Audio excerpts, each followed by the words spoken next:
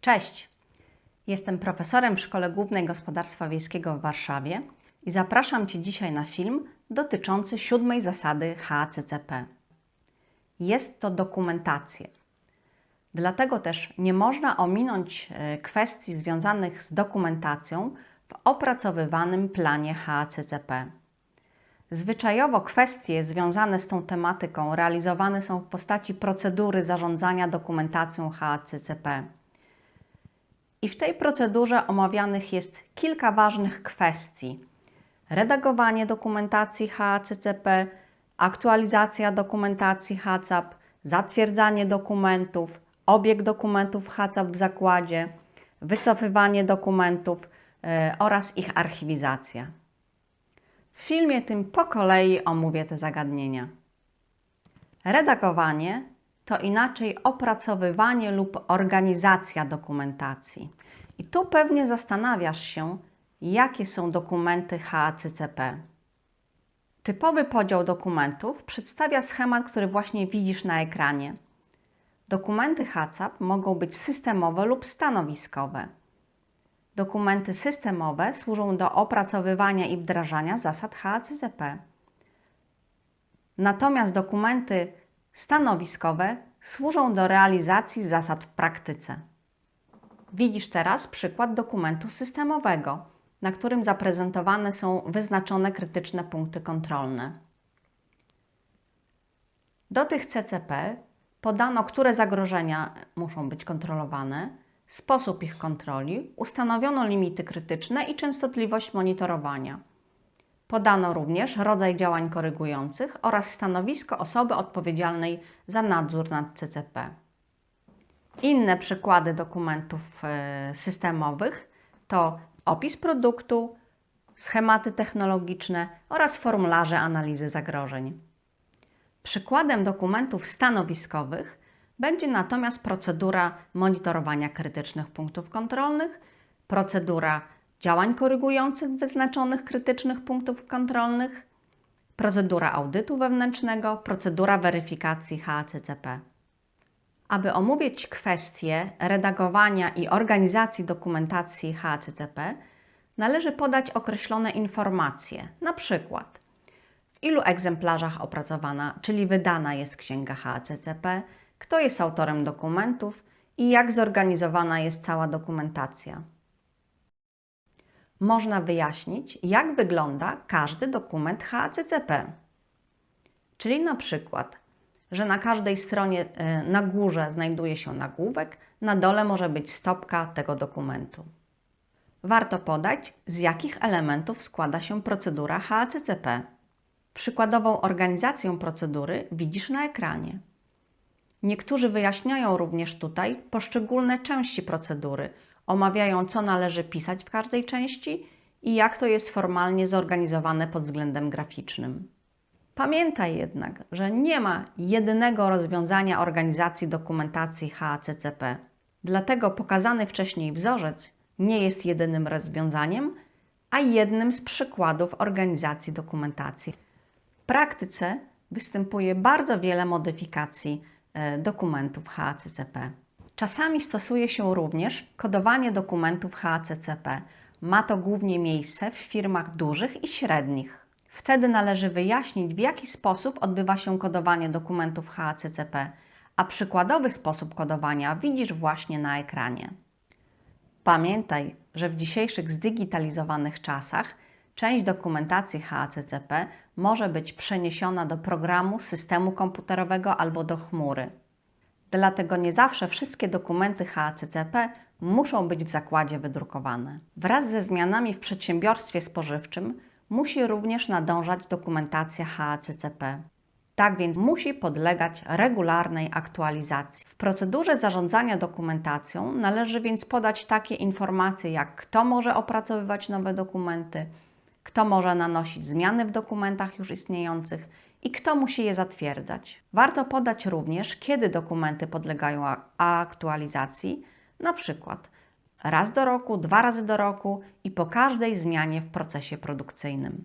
W temacie aktualizacji dokumentacji HACCP Warto omówić jeszcze kwestię nanoszenia poprawek na zapisach przez pracowników. Czyli mamy taką sytuację, że pracownik pomylił się dokonując zapisu i w jaki sposób powinien skorygować dokonany zapis. Kolejny aspekt związany jest z zatwierdzaniem dokumentów HACCP.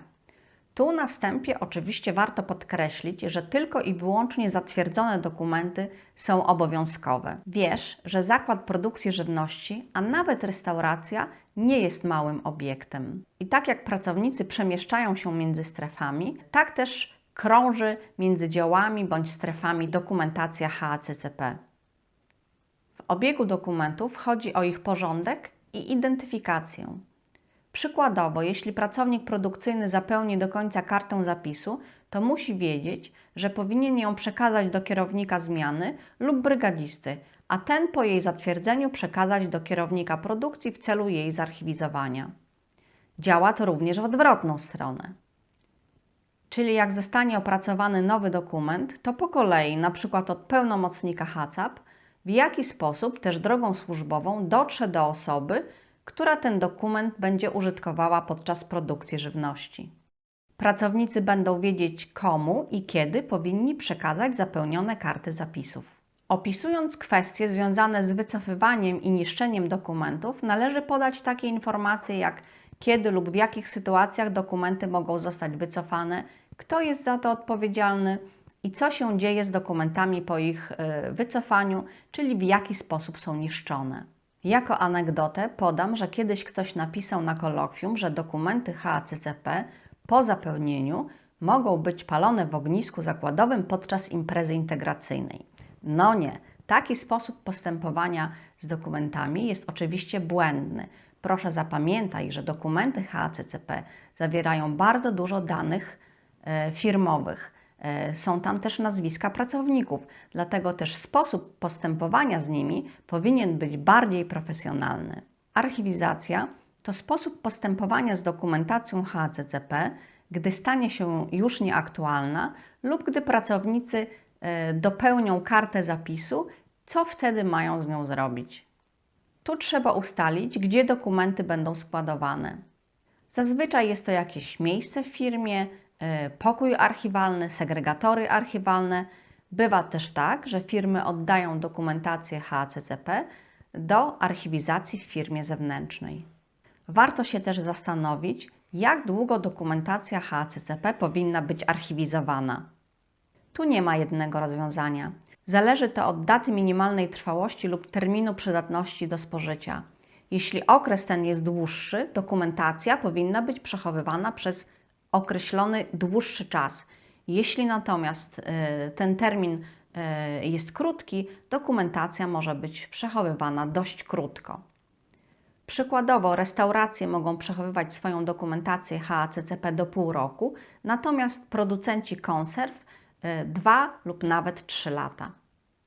Sposób postępowania z dokumentacją HACCP powinien być spisany w dokumencie o nazwie Procedura zarządzania dokumentacją HACCP lub dokumencie o podobnej nazwie. Zapamiętaj proszę, że małe zakłady nie muszą jednak mieć rozbudowanej dokumentacji HACCP, jak to może występować w przypadku firm średnich lub dużych. Stopień rozbudowania dokumentacji HACCP powinien zależeć też od złożoności procesów oraz ryzyka występowania zagrożeń.